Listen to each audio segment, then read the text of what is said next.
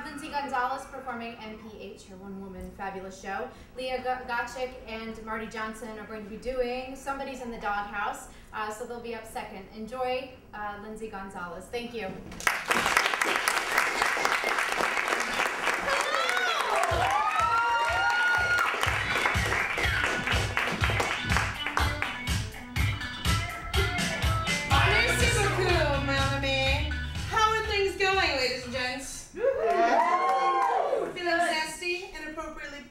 Yes, very good.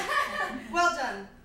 I would like to present to you something I call poetry rap. Now, I know what you're thinking. Is it rap already poetry? Well, yes, in a manner of speaking, it is. You see, when rap music first emerged, and I am something of an expert, as you can tell by my customary garb, I believe it was a mode of social change. You know, we talk about drug use, poverty, living conditions in America's cities, very important issues. And somewhere along the line, it became a delineation of one's personal property, which is just tacky. And what I've done is I've taken some traditional hip-hop tunes and rewritten them using very inflated language, which is the definition of poetry. And I hope you're going to enjoy them. And I'm going to read them in a quasi-slightly bad British accent, because that's how poetry is meant to be enjoyed. This first one is called Milkshake. It came out a few years ago. My frosted dairy beverage congregates all the young men to the place of convenience. You may be assured that it is superior to the one which you have formerly demonstrated.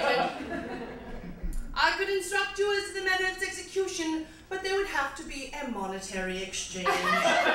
Thank you. Well done. This next one is called Gold Digger. Now, I am not attempting to imply that you are deviously avaricious, for you have valid exigencies.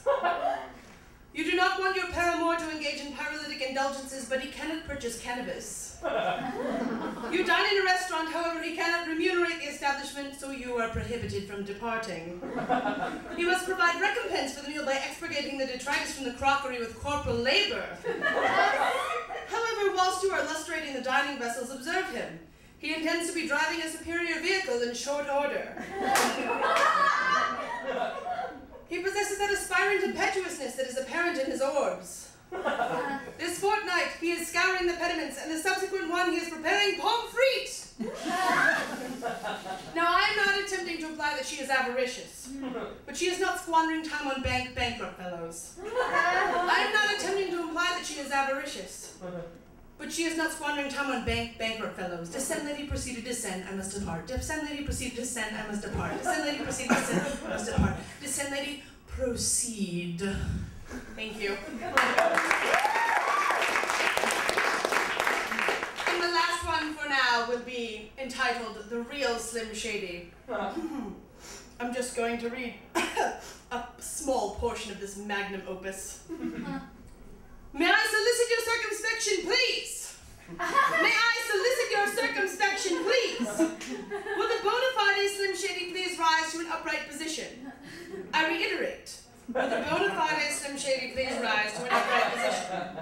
We are going to experience a predicament presently. Thank you.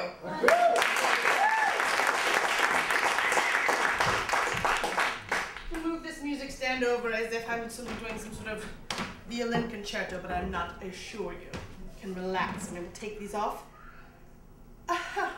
Excuse me. So, does anyone have any questions?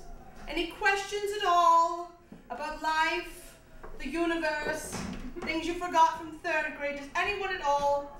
I won't make Mark bump up the lights, but you could just shout it out. Any questions, and I will answer you, and I will assure you it will contain at least 30% bullshit. Anyone? No takers, really. And they say Americans' education system. Yes, I saw a polite hand raise. Which are better, Fraggles or Muppets?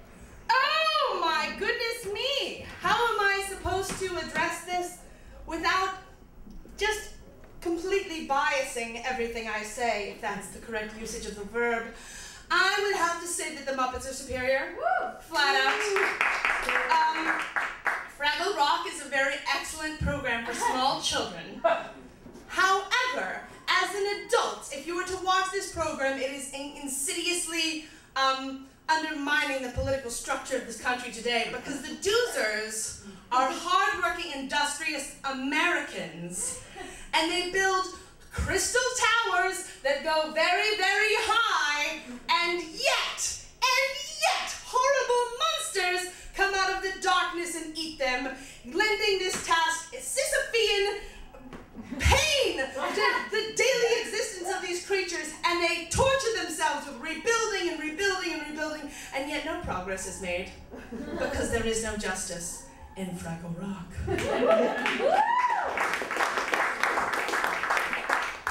I will now do my somewhat infamous impersonation of the artist known as Bjork.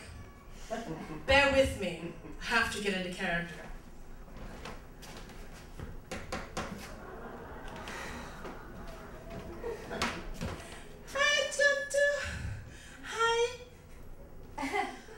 Nursery rhymes for children. Lay down, Miss Muffet, sat down at her bed, eating her cards underway. Along came a spider who sat down beside her and frightened Miss Muffet away.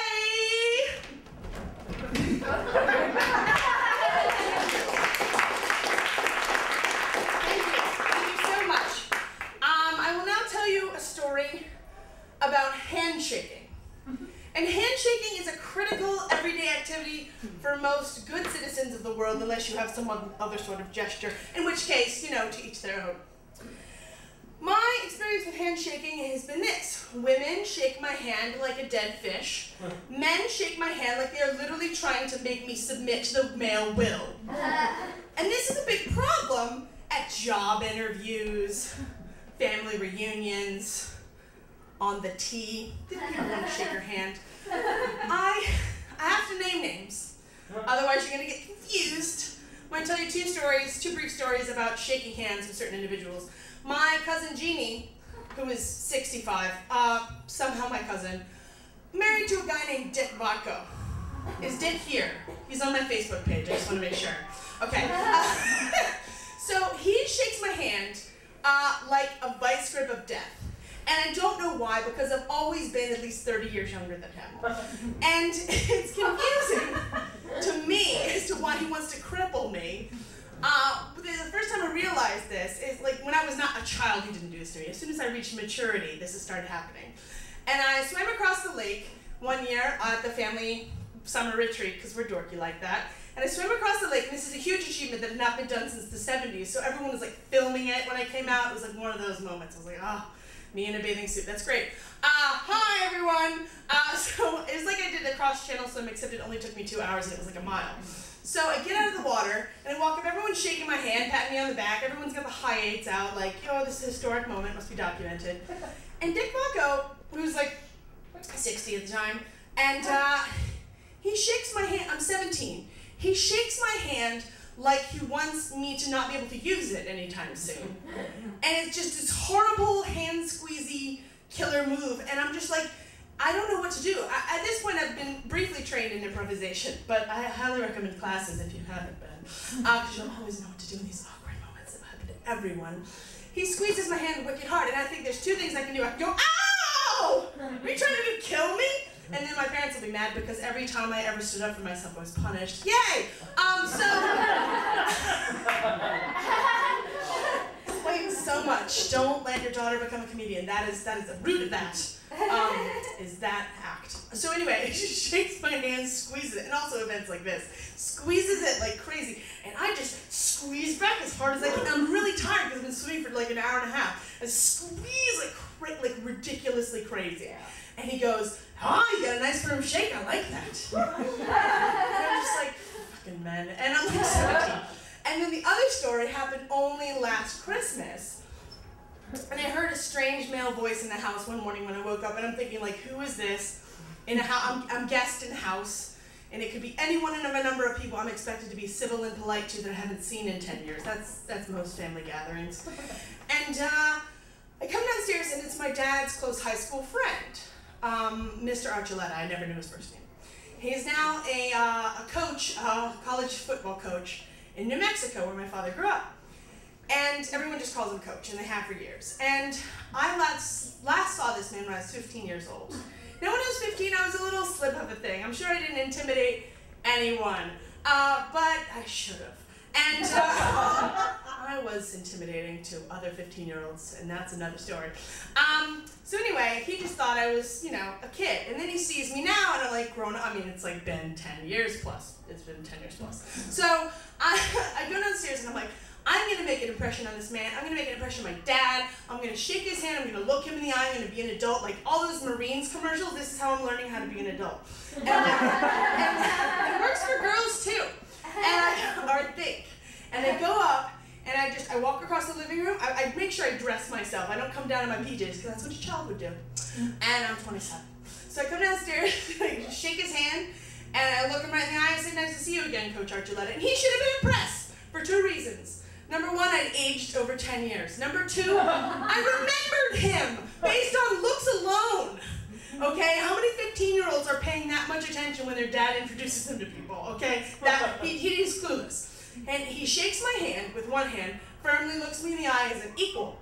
And then with his other hand, he reaches around from behind and hands me a coffee cup. And says, good to see you, sweetheart. Would you tell your aunt I need more coffee? And in that moment, I was capable of murder. And I was just like, oh man, if my dad wasn't here, I'd give you such an earful. But again, my parents don't like standing up for yourself. They would tell me they like standing up for yourself, but in actual practice, it just looks rude and unladylike. So I just went, no, it's okay, I'll get it. How do you take it? Murder. So just doesn't matter, like when people tell me, oh, you were raised in a post-feminist society, don't you think it's great and wonderful how no matter what you want to do, you can just go out and do it, but you're still expected to get fucking coffee for someone who is 10 feet from a coffee machine that is full of coffee? I'm just saying.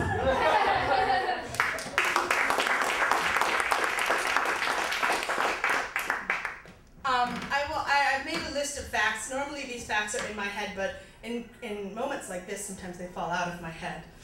Can anyone name a subject, and I have a compendium here, and I probably won't need to reference it. Any subject at all you'd like to know a fact on? I'm just going to tell you the first one that jumps into my head. The animal kingdom. The animal kingdom. A tuna fish can swim up to 100 miles a day. Thank you. Another category. Medieval history. Medieval history. Do you know that Richard I built a huge castle using all the money from the Crusades and then promptly died as soon as he had a big open house? Tragic.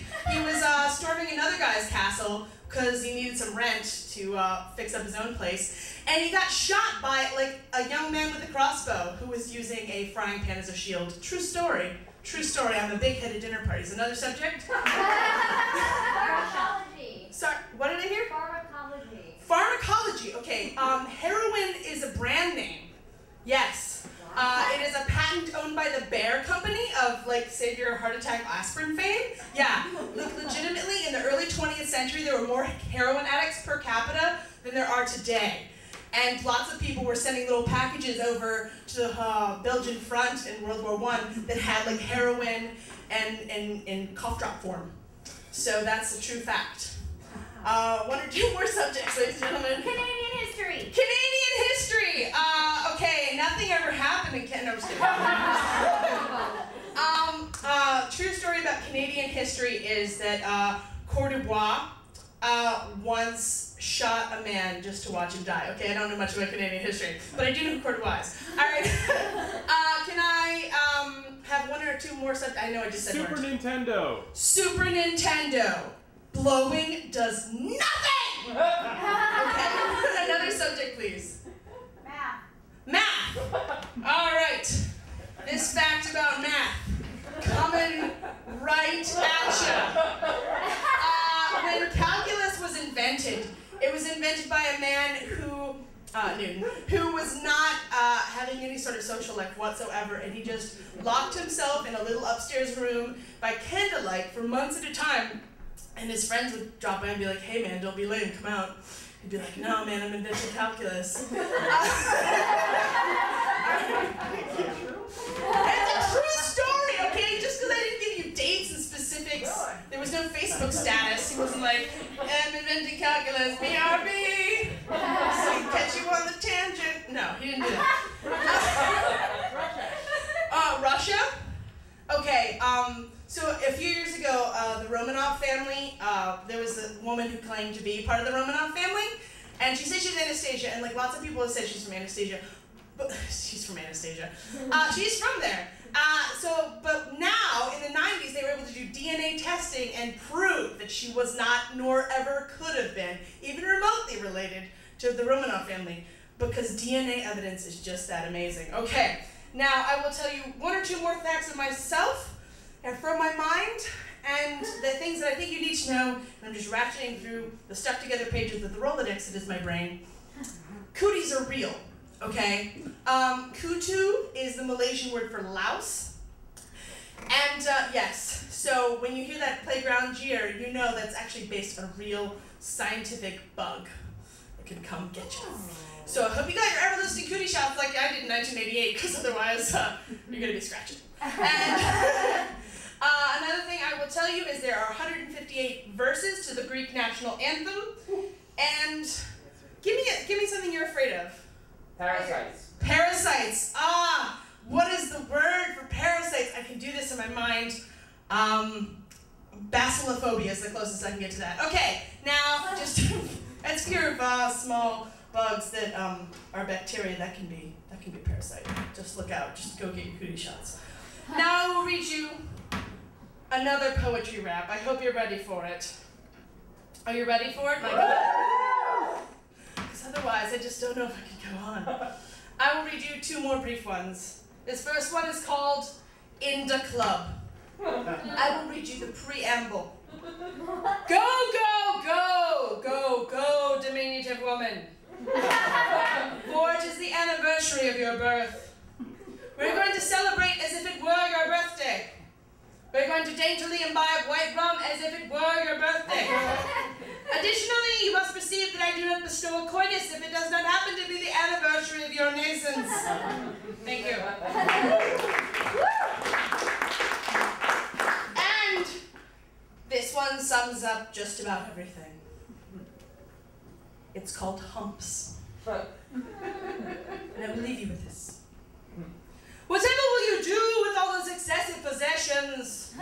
All those excessive possessions inside your posterior. I'm going to get you intoxicated on the heady undulations of my gyrating posterior. Whatever will you do with all that derriere? All that derriere inside those trousers.